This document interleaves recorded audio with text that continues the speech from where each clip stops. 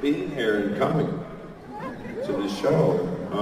If none of you bought tickets, I would have just not come. So, thanks for bringing me here. I had a great day in Jerusalem. I saw 2 dead cats.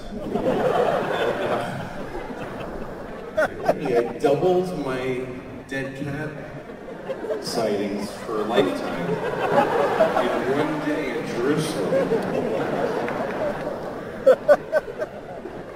Yeah, I've never been here, and of course we hear a lot of things about here. Back in America, we hear all kinds of shit that it's just fucking crazy here, and it's tense, and it's too much. That's what I hear. But then you come here, you walk around, and you find out that it's fucking crazy here. It's tense. And it's too much, man. It's too much. It really is.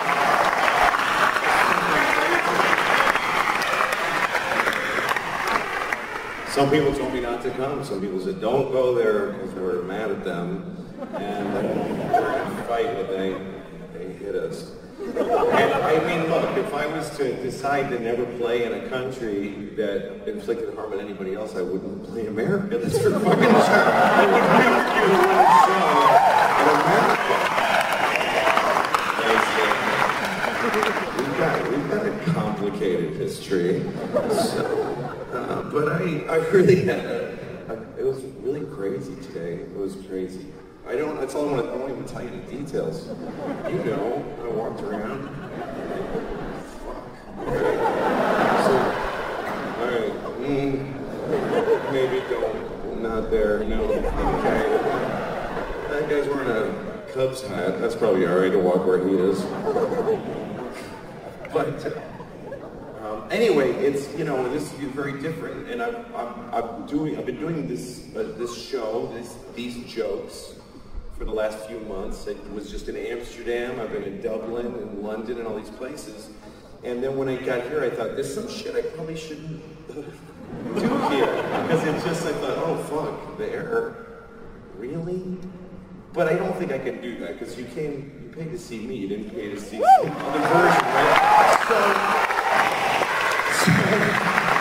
I'm just gonna fucking plow through the show the way I do it, and some shit's gonna be wrong to be saying here. That's just the way it goes.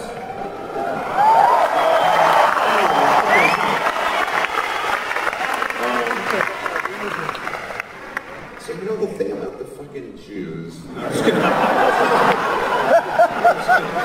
just kidding. No. There's nothing about the Jews. There's nothing about the Jews. They're just a blank people with no features. They have no collective ways. None. Not a single one. I wouldn't know a Jew if I saw one. Ever. So we're fine with that. But there's a big crowd, we have 10,000 people, which is a lot of people. However, to keep it in perspective, more people than this have fucked all of our mothers. So just keep that in mind. It's a lot of people. More people than this have fucked all of our moms. Even if only by one. Even if all of our moms, only some of our dads, except one person's dirty mother who fucked a couple of dudes in her life. Not my mom. Not my mom. And I'm not saying that because she was a saint, I'm saying because I don't think anybody else. I don't think anybody else to fuck my mom. I just don't think so. It's true. I really think she fucked my dad, and after that, nobody. Anyway, maybe before that, I didn't see her before she fucked my dad. That's the thing I can say with certainty. I never laid eyes on my mother until after my dad had fucked her. You never get to know your pre-fucked mom. You just never do.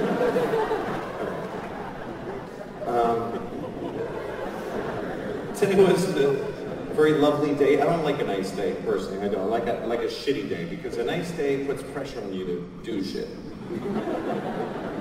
like a shitty day, I just go like, I mean, I would totally be out there.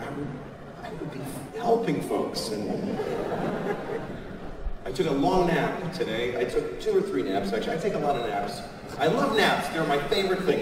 At least well, yeah, you like naps, for me, are better than sex even, because sex is great, but sex is complicated. I never had a nap where I was like, why the fuck did I do that? That was stupid. Oh, shit. Can't go to that restaurant anymore, that's for sure. And a nap is always 100% successful. So much. Here's what I love about naps. A nap is like you get to kill yourself and take it back. How great would that be? How much do you wish you could just be like, I just want to fucking kill myself right now, but then I want to do other stuff after. Suicide is a shocking notion for younger people. I'm 48, I'll flip through the brochure, I don't know, I'll consider it. It's on the table. People say like, well, you shouldn't, you know, like when you go to a therapist, they ask you very carefully your first day, have you had thoughts? Suicide? And I'm like, yeah. So, that's the fucking question all day. I mean, the human race is made up of people who didn't kill themselves today. That's who's here. Are people who are barely choosing to keep going. It's a daily choice. Life is a choice. You don't have to fucking do it. Get the fuck out. That's why I hate vampires. I know they're not real. But I hate vampires. Because they're annoying. Vampires always complain about their immortality. They're always like, oh, you don't know what it's like to live for centuries with no peace. Dude, go outside in the sun. Or shut the fuck up. You can go outside. Yeah, I thought so. Go outside.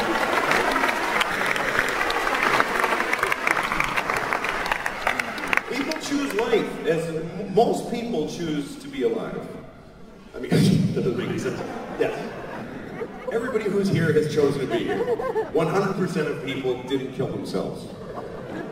Except for the ones that did, and they don't count now.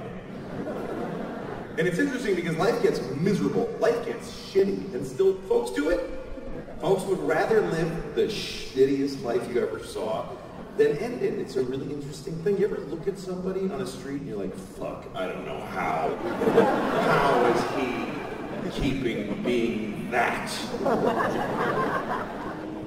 You're at a red light in your car, you look in the next car and you're like, oh fuck, I don't know. It's just some guy. He's got shit in the car. His window's a garbage bag that goes.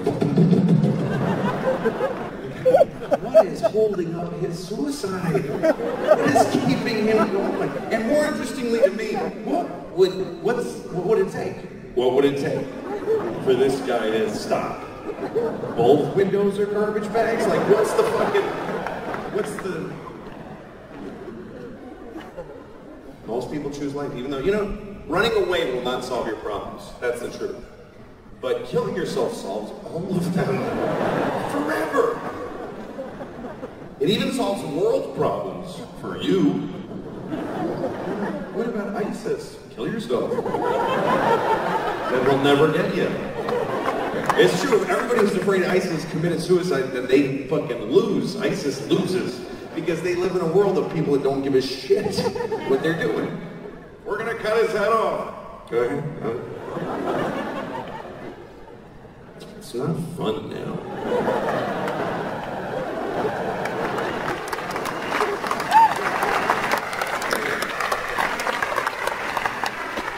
I think the worst part of being beheaded, I think the worst part of being beheaded is that you look really stupid right after. I think that's the worst part.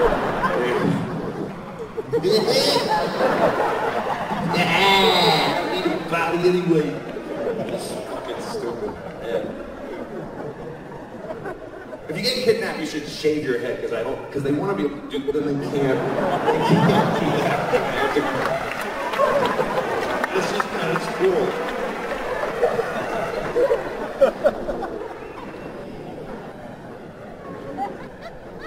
Anyway.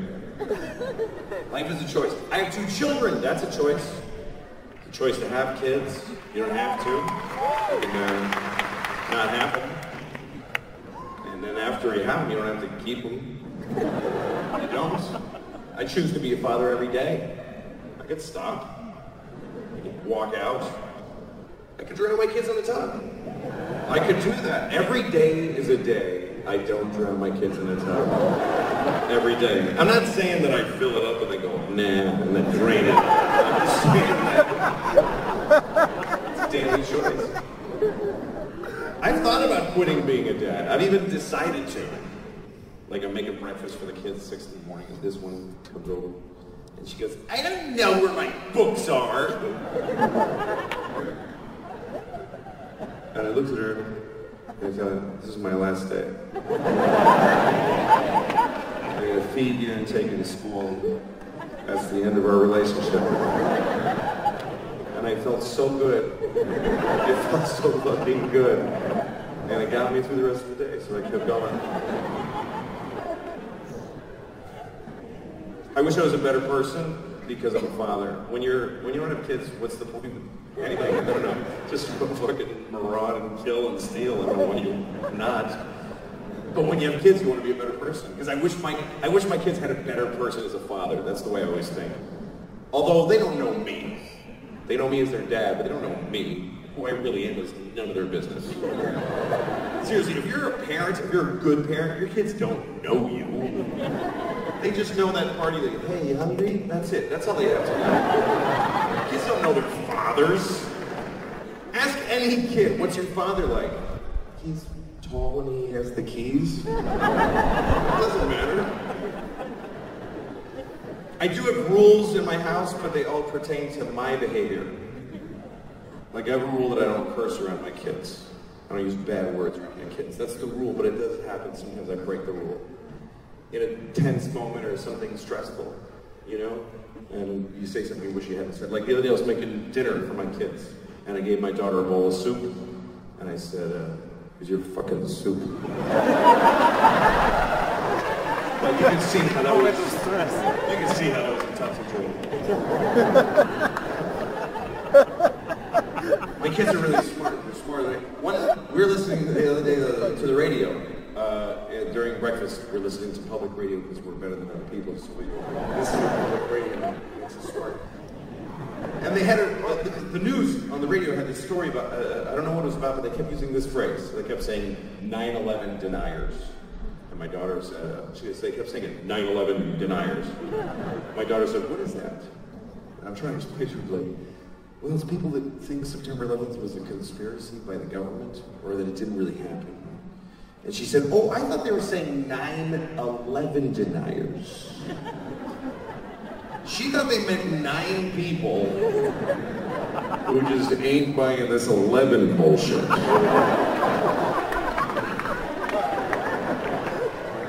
It's kind of a small fringe group. There's only 9 of them.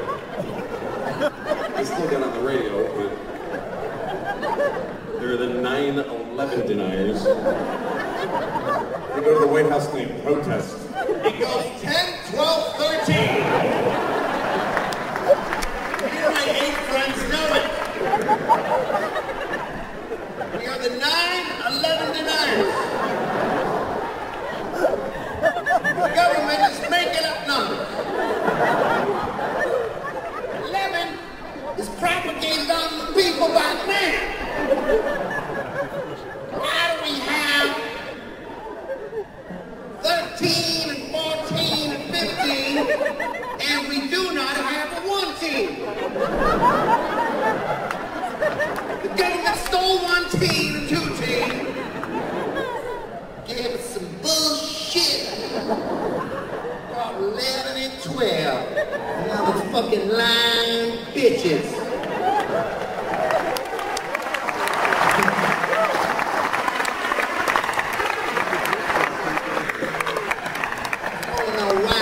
Character became a stereotypical Chinese man.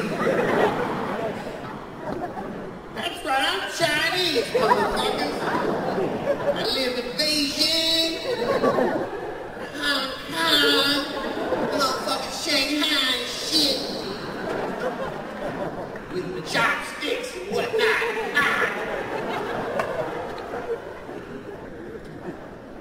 stereotypes are very harmful.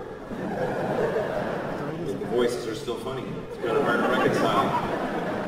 I grew up in the 70s and there's always funny racial stereotypes, and I laughed because I like the voices. And then I found out they were offensive. I couldn't laugh at them anymore. I used to do it for my daughters when they were little because I didn't know it was bad. I wouldn't say I was doing a race, I would just do the voices, they liked them. Daddy, do the friendly man again. You want me to do the friendly man? We love the friendly man. We love little white girls too. Let's have some scrambled eggs. I'm gonna tell you a teacher about the friendly man though. He's imaginary. Liberal teachers get better. Daddy, be the quiet man. Will you like it, they quit me?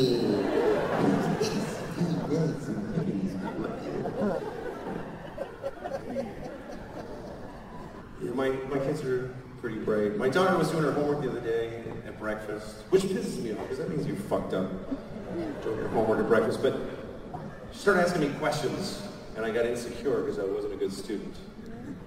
She said, who is Achilles' mother? And I said, I don't fucking know that, honey. I don't know who Achilles' mother is. Don't yell it out if you know it, please. Nobody wants to hear it. It ain't plant cheese or whatever. Nobody cares what you know.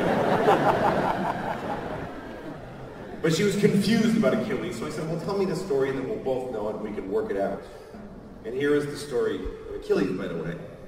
Achilles, when he was a baby, his mother, who was a goddess, dipped him in the river Styx, which was in Hades, the land of the dead. And when she dipped him in the river Styx, that made him impervious to harm. It was magical water. But she held him by the heel. That's the important thing. Held him by the heel, which is an awkward way to hold a baby. By the heel. Not by the ankle. I've done that. That's easy. You gonna fucking listen to me now? That's easy. Achilles' mother. Try holding a baby by the heel and dipping him in a river. You will never see that baby again. That's how to get rid of a baby. I lost the baby in the water. Trying to wash him in the river and he fell in. I'm sorry, Miss Achilles, I lost your baby. You told me to hold him by the heel. You stupid, he slipped.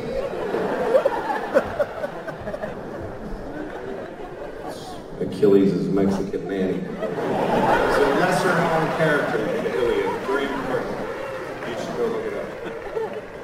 Anyway. Achilles.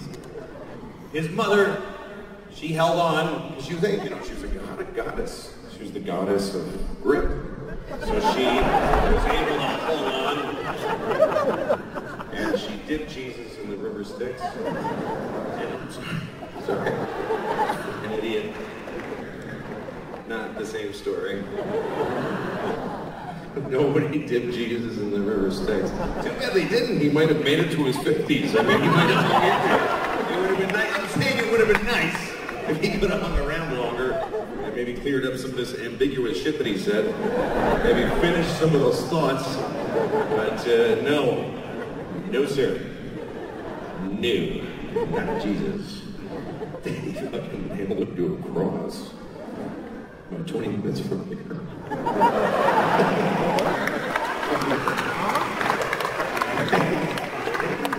Man, nobody quite got over that, but nailed him to a cross. Pew. That's my reaction to the crucifixion. If I had been there. Pew.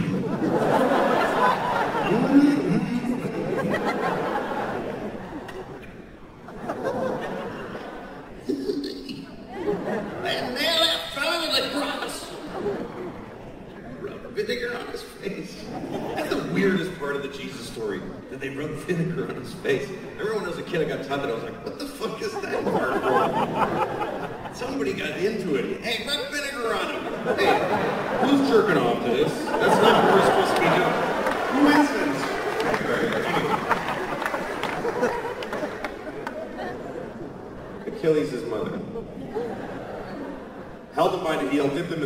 Styx, which was like a shield. He would never be hurt again, except for on his heel, because that's what she held him by, so the water didn't get on the heel. Apparently the river Styx was kind of really literal. It was a chemical thing.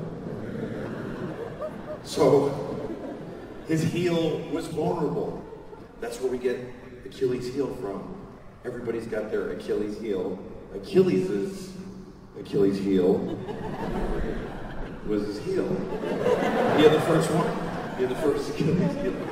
He's really the only dude whose Achilles' heel was his heel. Most people's heels, it's just annoying, but for him it was fucked when he got his heel shot. That was it. Anyway, my daughter told me this story, and then she said, I don't understand why his mother didn't just tip his heel after. I mean, she's so close to him. You're right there. You made the trip to Hades. And I thought that's pretty smart. And then I thought, you know what the story of Achilles really teaches us is that if you're a parent, it's whatever you do, it's never enough for these fucking kids. It's just not enough, is it? It's still going to be your fault. How much more can a mother do for her child? She took him to hell and dipped him in a fucking magic river. And then later he gets shot in the heel and he's like, Mom! Thanks a lot, Mom! Achilles, what's wrong? My mom didn't dip my heel. She's so stupid. Maybe if you didn't pick a fight with the whole fucking planet, you dick. She gave you you could have worn a shoe and just stay out of trouble. But you fucking put on sandals and sword fight with people. People don't,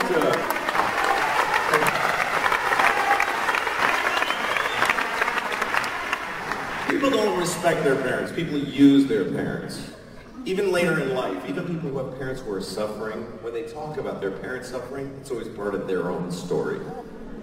Like, you know when you hear an interview with an artist, and they're like, my mother was in a wheelchair, and I feel that's what gave me the strength to play the tuba for the world. Fuck you, that's your mom's story, not yours. I was talking to this person who was really annoying once, and he was talking about his mother. He's like, my mother's very important in my life. I realized recently that she's getting old, and it's like freaking me out because, like, what if she dies? Like, I don't think I can handle my mother's death.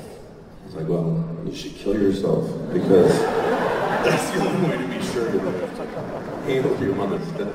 It's like, I'm not gonna kill myself. Guess you don't love your mom that much, though. I saw a football game, and one of the players, he scored a lot of shit, so they talked to him, and he was very emotional. He said, my mom died last year, but I know she was watching my game from heaven tonight. And I thought, dude, why don't you leave your mother alone? She's dead. When is this shit over? When is being a parent fucking over? Even after you're dead, you have to go to their games still. You still all their shit. Can she be done now? Your mother did her job. She raised you and it killed her. Leave her the fuck alone. Let her enjoy heaven. If you believe your mother's in heaven, don't you want her to be just having a good time? There's parties in heaven. Hey, we're having a cloud party. You want to come? It's going to be angels. I can't. I got to watch my son's game. He's going to be upset if I don't watch it. It's my turn to bring snack. I just think that when people die, they did their jobs. You should forget them because it's not fair. You know, like when you see a couple that's been married for many years, and then one dies and the other one, you know, like an old couple. Like they've been married for 60 years, that kind of couple. Where whenever everybody hears how long they've been married, they get, oh, everybody's excited. They get applause based on the math of their lives all the time. You know those kind of couples? How long you've been married? 60 years! Oh! Isn't that wonderful? How do you know? You just know how long it's been. For 60 years, every morning he tells me I'm a piece of shit.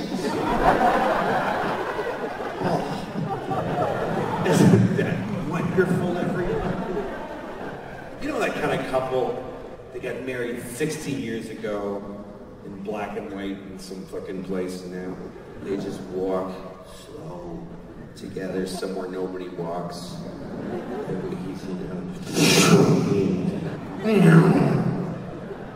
He's got a tan suit and a brown tie, and she wears a dress with fruit on it. They just walk. It's cold. Yeah. Nice out, huh? Yeah. Go get a cracker somewhere. Okay. And then one day, usually he dies first. They're walking and he goes,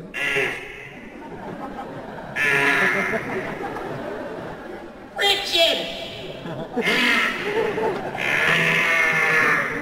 Richard! and he dies.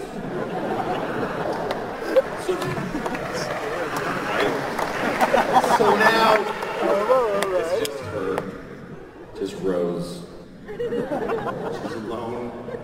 She just stands in their house.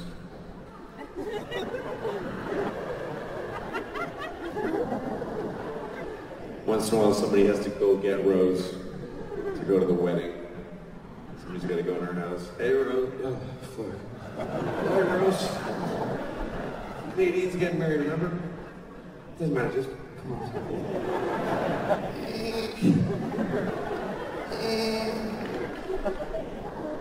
So 10 years go by, Rose is alone for 10 years after Richard dies, and then now Rose is dying. Somebody's there with her on their phone. And Rose says, well, at least now I get to be with my Richard forever. Where do people get that idea? I looked it up. No religion teaches that when you die, you get to ruin heaven for your dead spouse. Doesn't seem fair. Because Richard's been dead for 10 years. He's been in heaven for 10 years. And somebody comes up to him, hey, your wife is coming.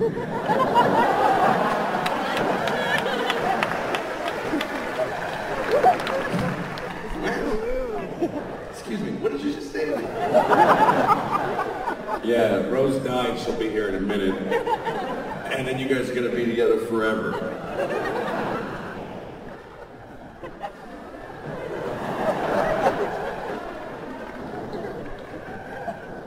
I was married to her for 60 fucking years. That's how I got here.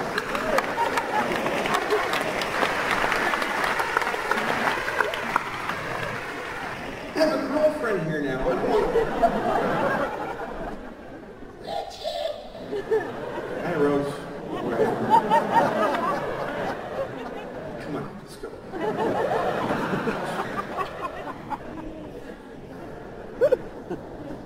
Marriage it's a tough thing, being married, man. Marriage is hard. I was at a wedding recently. I went to a gay wedding. I've been to a lot of gay weddings, which is not true. But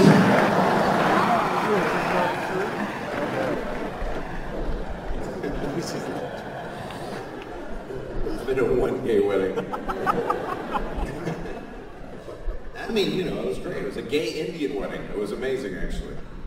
If there was ever 3 words that have been waiting thousands of years to be in the same sentence, it's gay Indian wedding. Because it all came together.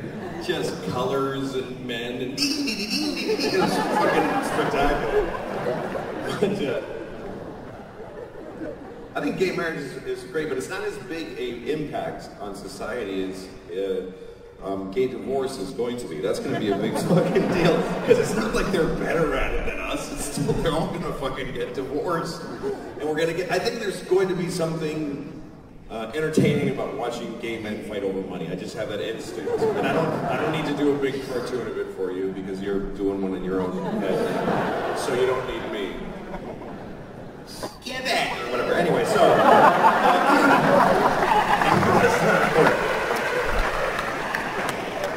But I've been to one gay wedding, and I've been to really 2 weddings, ever. My own and the gay one. And one that shouldn't happen is mine. We got divorced. It was shitty. It was awful. But that's everybody's in a shitty thing. That's the way that life is. You're either alone or you're in a shitty thing. You're with somebody in a fuck. I mean, that's as universal as life gets. You're either by yourself or you're in a thing and you're like, oh, god damn, I can't fucking, I don't know, I can't get out, I can't get in, it's fucking awful. The only thing that can console you is that everybody's the same. You look at other people, you're like, they're so happy. No, they're not. No, they're not. Ask anybody, hey, how's it going with Monica? It's going great. Ask him 3 more questions, he'll start crying. Any 3 questions. You guys get along? Yeah. Yeah, you like her parents? Yeah, I like her parents pretty good. Does she like your parents? I mean... It's hard because my mom's really important to me.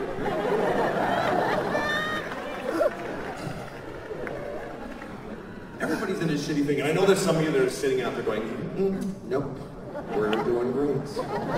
We're doing great. Really give it some time. Okay, just fucking wait.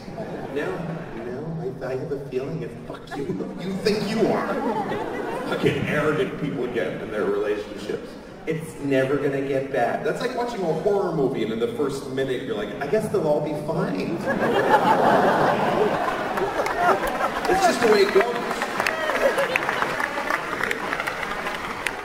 And people protest, yeah, but we really love each other. Yeah, well, love plus time minus distance equals hate. That's just the way that goes. That's just the way that goes. It's inevitable. If you love somebody and they love you, you're fucked. I mean, it'll be nice for a minute and be happy for that.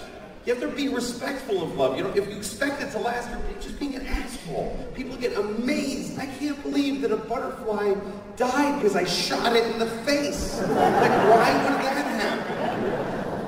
Love is a fleeting, temporary thing. It's like one of those people that have wands with soap and they make a bubble thing and it goes, and everybody goes, and they goes, shit. That's it. That's all you get. But people don't accept that. They stand there at the fucking soap going, what happened? It's just the way that it works. And also, when you meet somebody, people get so excited. I met someone today. No, you didn't. No, you didn't meet anybody. You'll meet him later. But you did not meet someone. You met someone he was being. You were being someone who met someone he was being. Later you'll fucking go, oh shit. Because nobody is themselves when they're meeting people because you want someone to love you, so you're not you. Nobody goes on a first date as themselves. Nobody shows up to a first date. Yeah, let's go.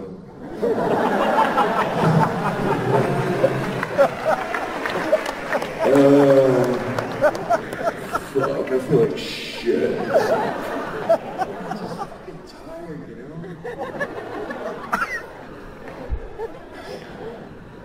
Where do you want to go? I don't fucking know. I don't know. Where do you want to go? What? No, I'm not doing that. No way, I'm not doing that. I fucking hate that. You go. That's a person. Nobody shows up like that to a first date.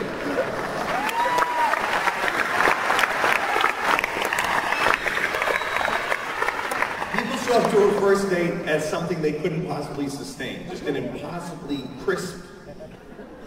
Just so.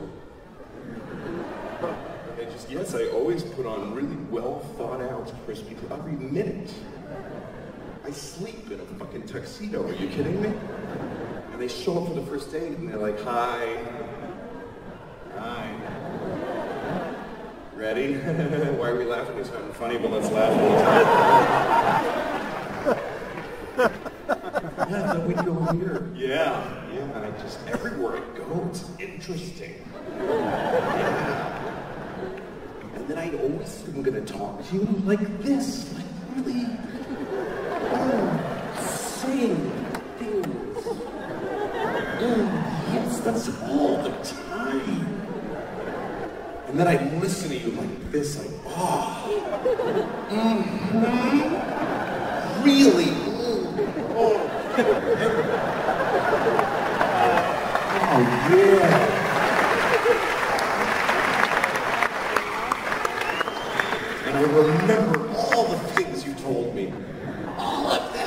And 3 days later, you're like, hey, I was talking to my niece. You mean Jenny?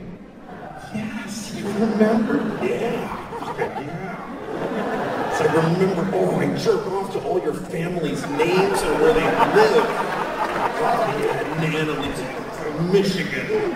It's all I give a shit about forever. It's never gonna change.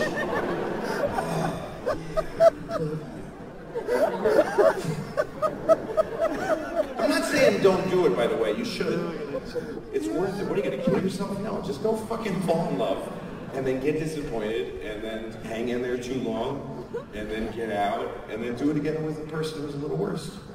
Just keep doing it, because that's life. And also, good things happen on the way.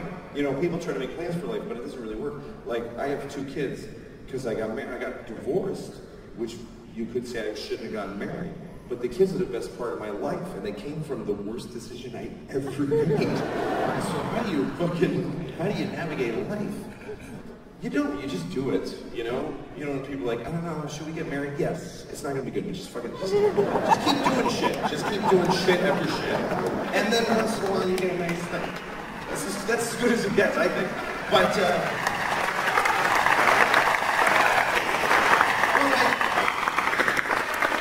people try to figure life out, like, when should we have children? You just don't know, because you don't have them yet. You don't get to plan shit, because you don't know what it's like yet. People that are young couples that have decided to have children, they just sound dumb, because they don't know what the fuck they're talking about. They're like trying to decide, should we have those ghosts over for dinner? And what should we serve them? You don't fucking know. Young people are always like, we've decided to have kids because we decided now is a really good time. You're not gonna have kids now, stupid. I hope everything stays just like this for a year, because that's how long it's gonna take to actually have. It's not like you go, we should have kids. Yeah, there we go. You can't. Me and my ex-wife had kids. I mean, when she was my wife, we didn't break up and then have kids. We had kids because she really wanted children, and I just didn't want to get yelled at. That was my problem. It's true. She was upset. She was yelling. I was like, okay, yeah, let's do it. It's so crazy that a human exists because I just had a weak will. Like life sprang from. Okay. I also thought we won't get pregnant. That's what I thought. It'll take a while. Because everybody I knew was struggling to get pregnant. They were going to special doctors and putting their sperm in a canister, whipping it around at the speed of light, washing their vagina with yogurt and squatting over a berry bush to bed. It was scheduled. It's 4 o'clock, fuck her right now, and put her legs up. All that science said no kids, they can't do it. There's only 2 ways to have kids. One is fuck your wife in her naked pussy. Just fuck her. Just go.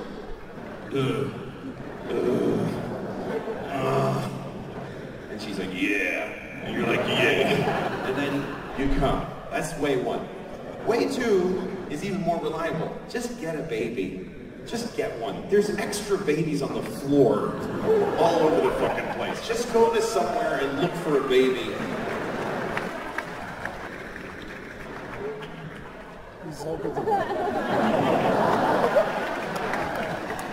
But my wife wanted one that looks like her, so I said, okay, we'll make one from scratch. So we had sex with the intent to have children for the first time, and she got pregnant right away. And I knew it while we were fucking that she was getting pregnant because I came a lot.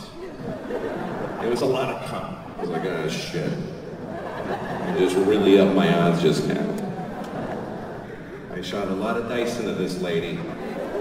There's probably a 7 in there somewhere. It was a lot of cum. I mean, it was a human amount. It's not like I was coming and she's like, extraordinary event.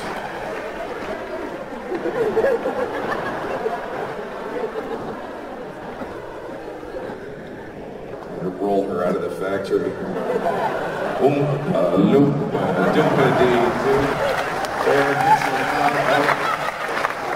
Come inside of here. Felt like a lot of cum. It was really just a few milliliters. Like enough to, you know, fill the thing, the applicator and the children's ibuprofen. I don't know if you ever... About a 4-year-old's dose of children's Tylenol is how much I came into my wife to make our first child. Just to be clear.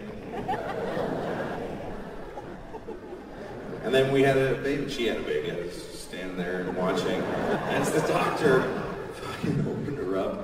He cut her in half. He cut her in half. It'd be pretty severe. We have to cut your wife in half to get that baby out. Yeah, go ahead. Do what you're gonna do. Yeah. Reached in there. I remember it looked like the doctor was looking for her socks in the luggage that she didn't. I don't want to unpack. I just want one pair of socks. She took out my baby, and the baby's screaming, screaming, and they just start scrubbing shit off her. It was fucking brutal. They're just, I'm like, that's my baby. They're like, shut up, we gotta get this thing in the fucking, it's gross. And they're just scrubbing the baby's going, this baby hates being alive. This baby fucking hates being alive. If this baby could kill herself, she would fucking do it. If this baby had a gun, she'd fucking... That's why you never give a baby a gun. Never. It's not cool. Thank you very much. Worst day of my life. Anyway, my baby was screaming and crying, and I got really close to her because her mom was getting sewn up. There's no help there. I get right next to her screaming face, and I just said, "It's okay." And she stopped crying. And I went, "Oh shit. I am of use." That's what I remember thinking. I am of use. I never had that thought before then. I was like 30. All my thoughts before then were like, I don't think that chocolate was that good. I think that's all. I shouldn't brag about that chocolate. Anyway, now I have kids, and it has changed my life a lot. And I have a dog too, which was a mistake. I shouldn't have gotten the dog. Because we got this dog, we got a dog off the street. That's what you're supposed to do. It's like you have to adopt an animal who's been traumatized. Because it's had a terrible life and now it's going to eat your children.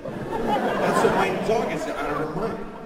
She lived on the streets and shit happened to her and she can't talk about it. She can't tell anybody. Sometimes I walk in the kitchen and the dog's like this. Hey, you alright? She wakes up growling in the middle of the night. She wakes up from a dream. I'm like, hey. My kids are terrified of the dog.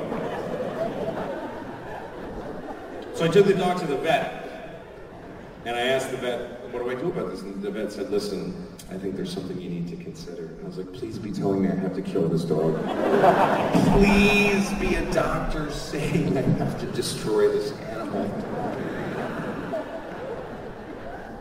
But she didn't. She said, you should give the dog Prozac. And I was like, really? She said, yeah, it actually works. It calms her right down. And then she said, I think you should think about it though very carefully. It's a big decision, so go home and think about it. I was like, put 4 in her asshole right now. Just put 4, whatever the fuck you're talking about, in her asshole. Give it to me, I'll do it. I don't care what the dose is, 4 sounds good to me. You know, shit was happening in her brain. Give her heroin, I don't care. Just shoot her. It's a nice dog.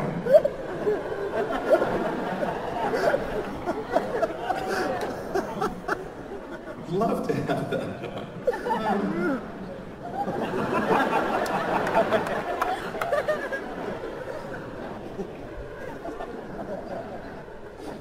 I used to love dogs. I used to get upset when I heard things are happening to animals. Now I don't give a shit. I'm 48, I have 2 kids. My circle of concern is tightening every year. I have 4 nephews. I don't love any of them. I just don't. They think I do. That's all that matters. I fucking don't. But animals, I used to really care. You know, like when I'd see one of those ads on TV. They have PSAs all the time in American public service announcements, and they show abused animals. They show dogs that have been beaten. They have like an empty eye socket, cast, and they're wet. They're always wet. I feel like they hose them down. I'll show you these dogs, and a voice comes on. Look at these dogs. These dogs are beaten every day. Please send us money so that this will stop.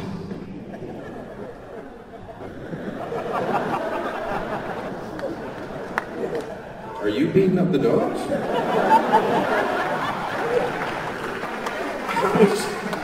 How's my money getting to that problem? Don't worry about it. Just send us a few bucks, and the dogs will feel better. Sounds like you're beating up those dogs, and then filming them and asking for money, which is a pretty good idea. It is. It's a bad thing to do, but it's a good idea. A lot of things are both.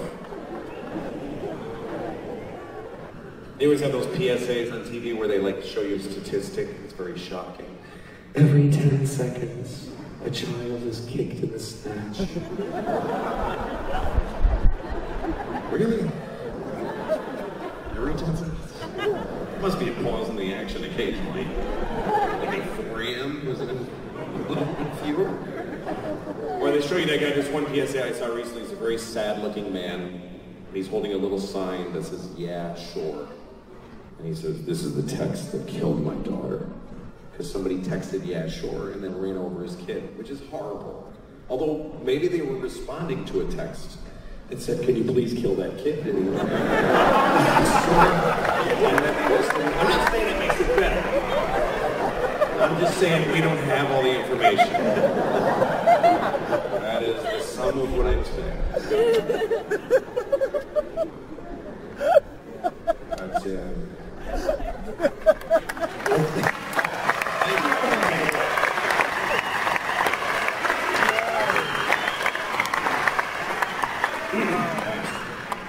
sorry, my voice is fucked up. Yeah, so, you know, life is a bunch of choices, all that, I already said that. And some of them, you know, like when I was a kid, when I was 12 years old, I discovered girls. That's a big moment in a little boy's life, when you go from just like race cars, and like today, okay, I ran by a bar mitzvah that was like on a corner. It's just running, and there's some people gathered, and there's a guy with a microphone, he's going, he's singing. And I'm like, is that a bar mitzvah? This is traffic. This is a bar mitzvah. This happened today, I swear to God. And there's this kid standing, this fucking kid. And the guy goes, "So now he's a man." And I was like,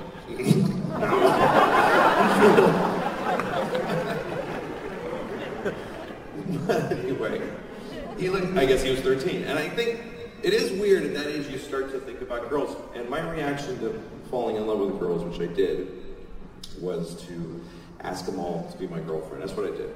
I had no fear. I would go up to the most popular girl in school, "You want to be my girlfriend?" And she's like, "No." It's all right, I'm going to jerk off to this later. It was fun. I had no problem asking girls out. I asked any girl out that I liked. And no other kids did it either. No kids asked girls out. And my daughters told me that kids still do this. The boy asks his friend to ask her friend to ask her what she would say if he asked her out. How do children just know how to do this complicated, like Elizabethan parlor thing? Please inquire after me. Were I to request her presence, what would be her answer? Indeed, my lady, we enjoy your company at the pizza place. And as well, may I finger her? You are both, sir, and you may.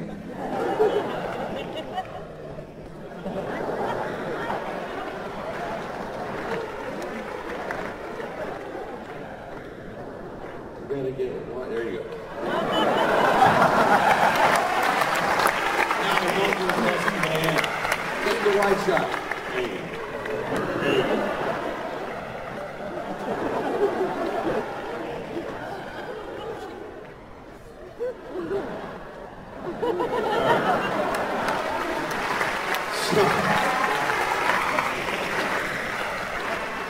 asked a lot of girls out, and they all said no until I was in 8th grade, and I asked Rachel to the dance, and she said yes. Happiest moment of my life, even to today. I was going to the dance with Rachel, and I was excited that I was going to get she to be my date. And I pictured us like walking in together. This is not what happened, because my mom drove me, and she walked because she lived close to the school. And then we walked in together, but with like 50 kids. It just wasn't, you know. And I was like, she's my date. So I thought, we're going to dance together. That's when everybody will see that I'm here with Rachel. And she was talking to all of her friends and stuff. And then she came up to me, and I was going to ask her to dance, and she said, do you mind if I dance with Jeff? And I said, sure. Because I'm 13. What else do I have? What other moves do you have at 13? What was I going to say? Do you mind if I dance with Jeff? Yeah, in fact, I do mind. I mind very much. The fuck do you think this is, Rachel? You think you can come in here and dance with fucking Jeff? Is that what you think? You know what? Get your shit. We're leaving right now. Get your shit. Shut the fuck up, Rachel. I swear to God, shut your fucking mouth. Get your shit, fucking whore. Get in the car. Get in the fucking car. I didn't have those tools. So I just said, sure. And she danced with Jeff all night. Just danced with Jeff, made out with Jeff in the makeout place. And that was it. And I learned two things that night. I learned that I have a capacity for pain, which is important to know about yourself. I was like, oh, shit. And then I was fine the next day. And then I also learned that that guy Jeff was really cool, because his point of view was, I mean, he's like, hey, you want to dance? I'm with Louis. It's all right, ask him, he'll be fine. And I watched Jeff grow up. I never knew him really well, but I used to look at, he was a cool dude, he had a lot of confidence. And later, like actually recently, I wondered what happened to Jeff, so I looked him up, and it's the truth. That guy Jeff is a woman now. That's what happened. It's the truth, he became a woman.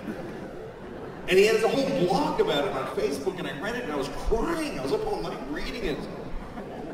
And at the end he says, I now am what I always was. I didn't change. I was a girl. I knew I was a girl since I was 7 years old. And I read that part and I was like, well, why'd you take my fucking date then, you piece of shit? You knew? Fuck you, Jeff. Fuck you and your journey. I don't give a shit now. You're just an asshole who became a cunt. That's what happened. That's how I feel about it. That's how I feel. Oh, I really envy transgender people because they figured themselves out. Everybody is the wrong thing, but these people go, fuck, I got it. It's a great victory. I wish I could have some moment in my life where I'm like, I'm an owl. That's what it is. I just have to blink slow and eat a mouse. It'll be fine. Life gets confusing. I'm 48, which is a pretty good vantage point in life, because I can remember my childhood, and I can see 80. I can see me at 80. When you're a kid, you can't believe old people. You're like, how do you look at your own hands without screaming? Like, it's just inconceivable. But I can see 80. I got friends that are 70. I fucked a 60-year-old, so I'm kind of like, I've seen it. I felt the 60-year-old flesh. It was nice. It was particularly nice because she was 60. It was. You'll find out. Anyway. But life still gets confusing. Like the other day I was watching, you ever seen Magic Mike? You ever seen that movie? Magic Mike. It's a movie about male strippers starring Matthew McConaughey and Channing Tatum. And I've never seen it. I haven't. I won't see it. I refuse to watch that movie, Magic Mike, because I saw the preview a bunch of times and I didn't like it. I mean, I didn't like it. It upset me that I liked it. Because there's one part I really like. This is one part. It's this part where Matthew McConaughey's got no shirt on, and he goes, "The law says you can't touch, but I think I see a lot of lawbreakers out there." It's just the way that slides out of him. I think I see a lot of lawbreakers out there. I just really like that part. And every time the thing comes on, I'm like, all right, hear that part. And then he says it, and I'm like, it's really good. That's really good the way he says that. And then Channing Tatum comes out with no shirt on. He's like, I'm like, fuck! And I have to turn it off because I'm getting all turned on. And I'm upset. And then I'm walking around my house later and I'm like, I'll say you can too. I go up to my dog, but I think I see a lot of lawbreakers right here. And it's weird because I don't really do impressions, but I do that one pretty good because I think about it all the time. I'm not gonna watch the movie because I just know if I sit and watch Magic Mike, something's gonna happen. It's not even like a suspicion. I'm 100% sure if I watch Magic Mike, I'm going to have a gay orgasm. And I don't want one. I don't want one. I just won't ever do it. And people say like, you're suppressing. Yes, I fucking am. That's right. That's my right. Because that's about me. I wouldn't discriminate against someone for being gay, but I have every right to discriminate against my own possible budding homosexuality. I have every right to just push it down. Like it's a dude I'm trying to make lonely.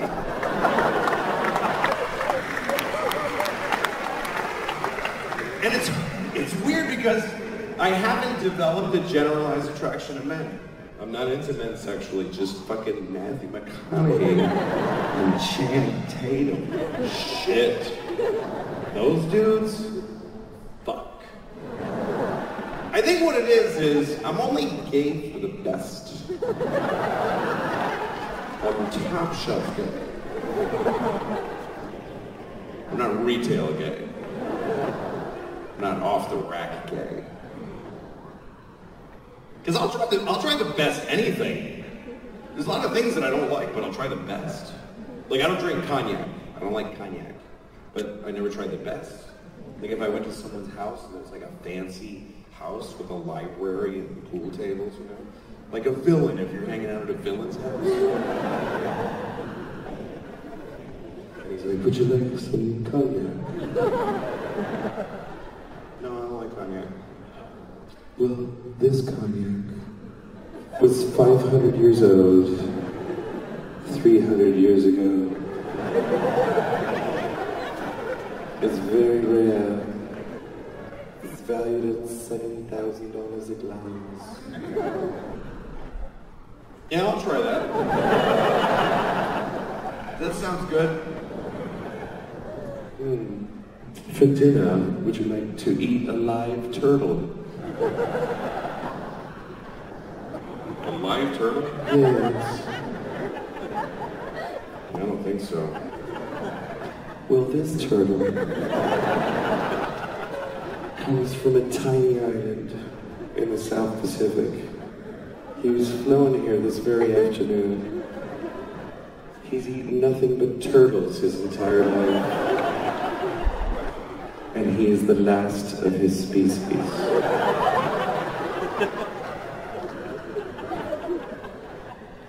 Can't wait to eat that fucking turtle. Oh my god damn it. I'm so excited to bite off his screaming face and end his people with my mouth. You have excellent taste. After dinner,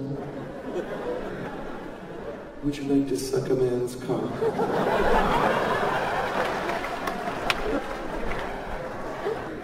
Listen, I've had a very nice time, but I don't want to be rude, but I'm not gay, so.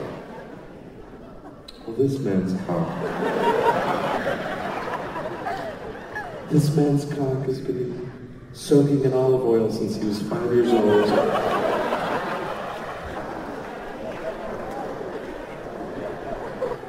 And he has eaten nothing but penises his entire life. This man's cock is extraordinary. It is the greatest cock in the history of mankind. And if you want, you can suck it.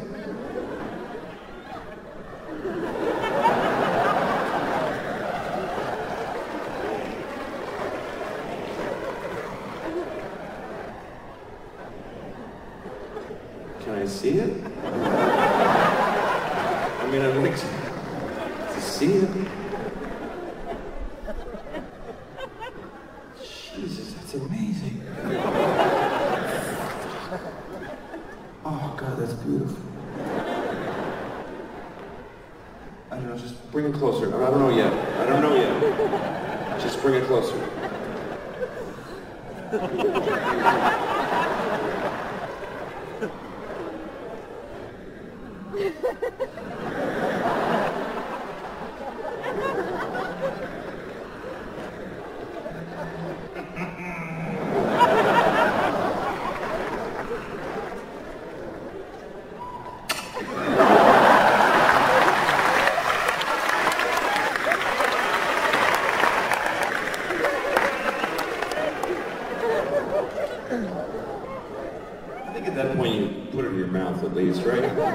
I mean, if you're this close to the greatest dick ever, and you just don't know if you want to suck it, put it in your mouth and then decide. Just so you have all the information. Just, you know what I mean? Just for a little 20 seconds. Yeah, that's too long, right? That's a long time. About that 20 seconds. 20 seconds is a long time to have a dick in your mouth that you're ambivalent about. 20 seconds. This is 20 seconds with a dick in your mouth.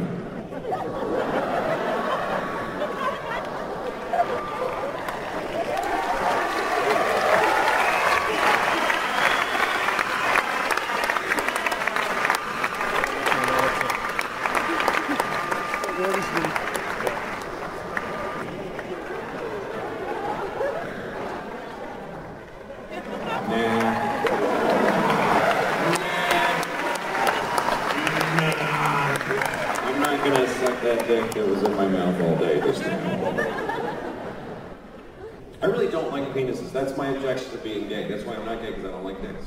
I don't like men are fine. I'd like to have a boyfriend. That would be nice. Every time I hear somebody say my boyfriend, I'm like, what boyfriend? I'd like to have a boyfriend, a big tall boyfriend. I get to wear his jacket. It's always big on me. Boyfriend's jacket. I'd like that. But in order to get the boyfriend in the jacket, you have to have a big cock shoved up your ass. That's intense. Oh, I hate this part. This is my least favorite part of my boyfriend. I don't like dicks. I never did. I always hated penises. I hated my father's penis. The first penis I ever hated was my dad's. Because you gotta see your dad's dick all the time. When you're a kid, you go to a restaurant, you gotta pee right next to your dad. Or you go to a ball game, if you go to a stadium, it's just a trough. And the men just stand there. And the little boys are down here, and the dicks are eye level. They're just all missing dicks in both directions like a chorus line. And my dad's horrible dick was right here. My dad's Mexican, too. It's true. My dad's Mexican. I'm not Mexican. Just because some Mexican fucked my mom for years doesn't make me Mexican. It just makes her a whore. Anyway, my dad's, he had a Mexican heart, just Catholic, uncut, fucking tapered, awful, organic, free-range Mexican dick. It was just like a farmer's market turnip that somebody just, and the pee sprayed out of it. I'm like, Dad, open your dick before you pee out of it. It's like you're pissing out of the corner of a pillowcase.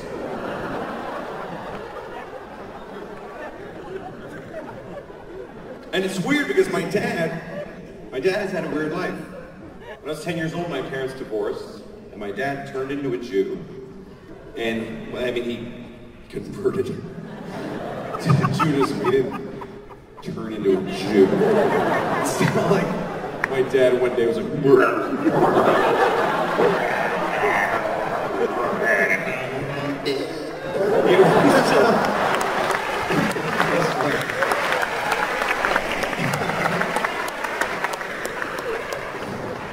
I've been waiting all year to do that here, Lee. I'm so happy to finally get to do that here. Anyway.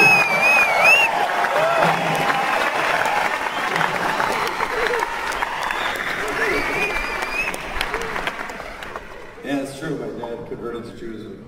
He was 35, and I was 10. And I remember I had friends that are Jewish, and they all had little clipped dicks. Trimmed, neat little penises. And then I remembered my dad's alligator claw of a dick.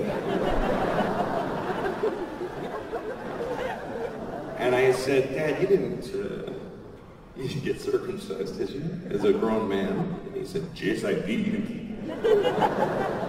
I said, why? He said, because that is the covenant between my Lord and my people. I said, he didn't mean you, you fucking Mexican. What the hell is wrong with you? I have a weird family history. It's true, because my dad is Jewish, and he was raised Catholic in Mexico by his Mexican mother, my grandmother, my abuelita, who's still alive, 100 years old, and she's Catholic, goes to church every day, even though there's nothing going on, she goes. She's raised 8 kids Catholic, but her husband, my grandfather, was Jewish, and so my dad wanted to embrace his faith, but he had to convert, right, because his mom's not Jewish. Because, here's the story, okay, my grandfather was a Hungarian Jewish doctor, and he had one leg. It's true. He was a one-legged Hungarian Jewish doctor. And he played the violin. It's true. He was a fiddle-playing, one-legged Hungarian Jewish doctor. And around 1910, he tried to come to America, but they said, we have too many of those. So, it's a quota. So he went to Mexico. And he did very well. He never came to America because Mexico treated him very well. He was a doctor. He had a practice. He also made fake legs, and he sold them, and he did well. I mean, they were meant to be fake. He wasn't trying to fool anybody. It was, it's not like you buy a leg from my grandfather, you get it home. This is fucking fake. That Jew ripped us off. It was prosthetic. It's better word for it. Anyway, then he made his own leg, and he went to a dance, and he met a beautiful, dark-eyed Mexican beauty, my grandmother, and he danced with her. And by the end of the story, she always says that by the end of the dance, they fell in love. But there's a part of the story where at some point, she said to him, I'm Catholic. And my Jewish grandfather said, yeah, me too. He just said, yeah. I'm sure he was just trying to fuck her. I think that was the idea. Which doesn't offend me. I wouldn't be here right now if my grandfather didn't want to fuck my grandmother. But he fell in love with her, and they had a family, so he just stuck with it. And he raised 8 kids. Catholic. And he went to church with her, but he was secretly Jewish the whole time. He held on to it, but it was a secret until my dad was a teenager, and they had a fight, and him and my grandmother, and he's like, I'm a Jew, you fucking idiot, or whatever, I don't know what happened. But it all came out, and then it was okay, but I heard this story when I grew up, and last time I saw my grandfather, he was 90, and I asked him about it. I said, how did you do that? How did you give up your religion? And he said, I loved your grandmother. I loved her very much. And also, he said the Christians want everything anyway. So I thought, let them have it. That's what he said to me. The Christians want everything anyway. And I thought about that a lot, and I think he's right. It's really true. We like to tell ourselves, this is a multi-faith world and every religion is equal. Not really. Not really. The Christians want everything a long time ago. If you don't believe me, let me ask you this question. What year is it right now? What year is it, according to every government of every country in the fucking world? This is a big thing for one group to get. What year is it? Anyone, just yell it out, sir. Yell out the year. 2016. That's a number. What does that number mean? It's important, because we're counting to it in unison as a species. We're literally going 1, 2. We have a party. It's the whole world to say, this is how long it's been. How long it's been since what? Since there were ever people? That would be smart to be counting that. It's not what we're counting at all. It's been 2016 years. Since what? Anybody yell it out. Since Jesus died. How the fuck did they get that? That's not a Monday off of school in October. That is, there was no time before our guy. Actually, but there was a lot of time. There's actually more time before him than after. Well, that time goes backwards. And everybody said, sure! How the fuck did everybody just go, yeah?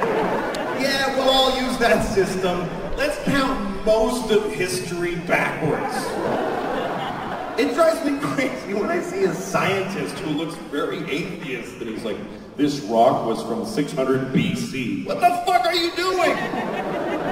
Because it's a global thing, the whole world. Every time I watch New Year's Eve, they always show New Year's around the world. And they show like a little tiny island south of Australia.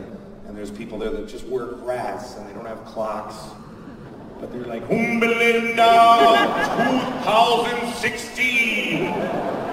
And it goes around the world. Oh, it's 2016 today. And it goes around the world. Death to all Christianity in 2016. And it goes around the world. The Jews are quietly keeping track. It's really 5,766. But we don't have, we're just keeping that for us. So we do snap out of it. But that's our thing, it's okay. I'll write yours on my check, it's fine. I don't want to make a thing. What about Chinese New Year? Okay, next time you're doing your taxes, put a little picture of a monkey where the year goes. Just write monkey and see what happens to your funds. It is the year of our Lord, 2016, Jesus-y o'clock on the nose. And it's crazy because they made it up after most of the years had happened already. Somebody went, that's what those years were from now on. I mean, you know, right? Some people don't seem to know that the year 3 was not the year 3 during the year 3. Nobody back then was walking around, hey, what year is it? It's 3.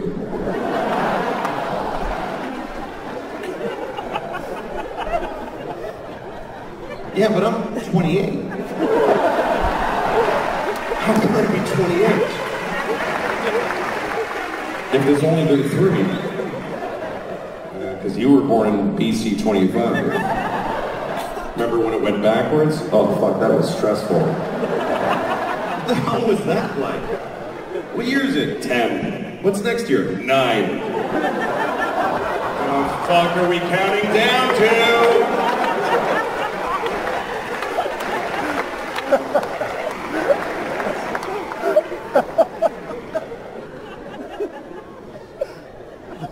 Well, this was really quite a singular experience for me to come here. So thank you very, very much.